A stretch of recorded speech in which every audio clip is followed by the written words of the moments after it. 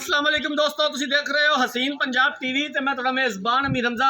दोस्तों सब तो पहले अपने चैनल हसीन पंजाब टीवी को करो सब्सक्राइब ते नाल लगे बेल दा बटन दबाओ ताकि साडी हर नई आने वाली वीडियो साडे वीरां तक आसानी नाल पहुंच सके और तुसी वीडियो देखो सब तो पहले। अज अपने वीरां भरावां वास्ते दूजे नंबर लैके हाजिर होए हैं। कैमरामैन साहब करावन के तसलियां, उस तो बाद हर डिटेल पूरी गलबात एंड ते पुछांगे मालका दे कोलों। वीडियो मेरे वीरां भरावां ने एंड तक देखनी है। कैमरामैन साहब तसलियां कराओ। बल्ला मत्था चिट्टियां अखां ने, पिछले दोवें खुर सफेद ने, दूसरा सूआ झोटी ने सुने। बाकी पूरी डिटेल मालका कोलों ले लांगे भी सून च किन्ने दिन लैंदी है, पिछले सूबे दुध का की रिकॉर्ड सी, की सानू गारंटियां देंदे ने, की डिमांड करते हैं। प्यार मुहब्बत वाली भाईजान इन्हूं खोल के टोरो। माशाल्लाह खूबसूरत है। धुनी कोड़ी बिल्कुल कोई नहीं मजदी, धुनी का निशान तक नहीं, तो कोड़ी की सिर्फ झालर है। पूरे जिसम उत्ते पशम है, कन्ना विच भी पशम है, बरीक चमड़ी दी, खूबसूरत माशाल्लाह। हवाने के उपर दो बटन भी मौजूद ने। 21 आर वाली माशाल्लाह झोटी है। कैमरे की नज़र है वीरां भरावां दे सामने। वीडियो एंड तक देखनी है मेरे वीरां भरावां ने, लाइक तो शेयर ज़रूर करना है। हर रोज़ कोशिश करी दी है कि अच्छे तो अच्छा जानवर लैके आइए। दो बटन ने जनाब हवाने के उपर लगे, कैमरामैन साहब दिखा रहे हैं, अच्छे तरीके नाल कैमरामैन साहब दिखानी है। बाकी दिखावन दे विच ना कोई कमी बेशी रवे।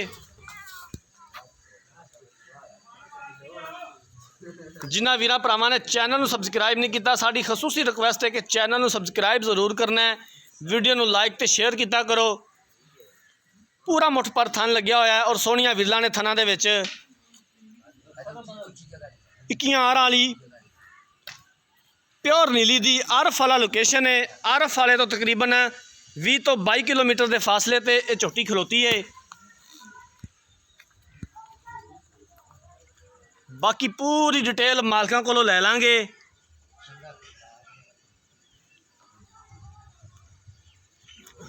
इनू यार रही ना खुली तौर 2-4 कदम तो फिर लाया वापस।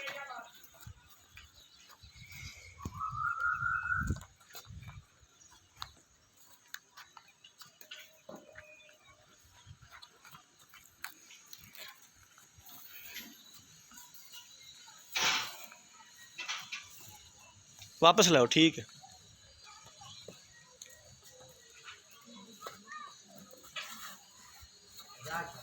उधर मझां वाले पास जाती है। बस इनू 2-4 कदम इधर लाया तो फिर उस तो बाद इजाजत लैने वीरां भरावां तो।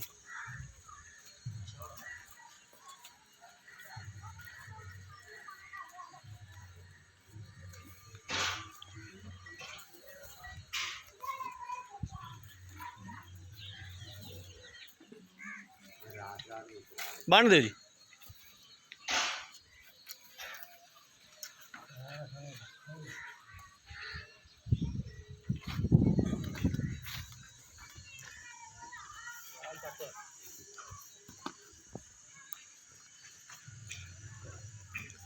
लो जनाब, मझ कैमरामैन साहब ने दिखा दी है।